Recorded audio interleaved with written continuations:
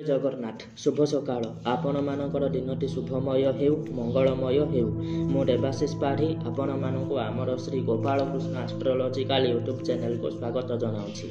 आज विशेष तथ्य उपस्थापन होछि अभिजित नक्षत्रर रहस्य।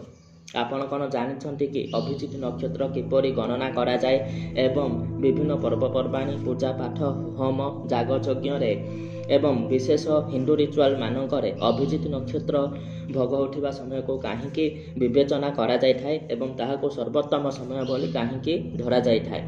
तेबे चलंतु से विषय उपरे आलोचना करिबा। आपण माने अभिजित नक्षत्र विषय रे कोन जानिछंती? विवाह गृह प्रवेश गृह प्रतिष्ठा व्रतघर ठारू आरंभ करी सबु पर्वपर्वाणी एवं शुभ कार्य रे आमे अभिजित नक्षत्र भोग समय को खोजु थाउ। तेबे चलंतु अभिजित नक्षत्र उपरे विशेष आलोचना करिबा। आमे समस्ते पिलादिन ठारू 27टी नक्षत्र विषय रे जानिछे जहा महाकाश रे अश्विनी नक्षत्र ठारू आरंभ होई रेवती नक्षत्र पर्यंत गोटे गोलाकार आकृति रे रहिछि एवं एही नक्षत्र गुडी को राशि रे विभक्त करा जाई अछि। तेबे अभिजित नक्षत्र केउठी अछि एवं ताहा केते बेले आसुछि? प्रकृत रे अभिजित नक्षत्र मकर राशि रे पड़े। उत्तराषाढ़ नक्षत्र चतुर्थ चरण ठारू श्रवणा नक्षत्र प्रथम चरण भोग हेबा समय को अभिजित नक्षत्र बोली कहा जाय थाए।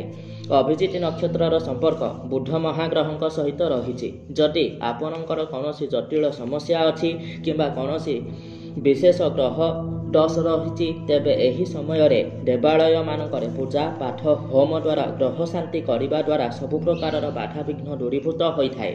ज्योतिष शास्त्र रे मध्य अभिजित मुहूर्तर बहुत गुरुत्व अछि। तेबे अभिजित मुहूर्त केमिति जानिबा?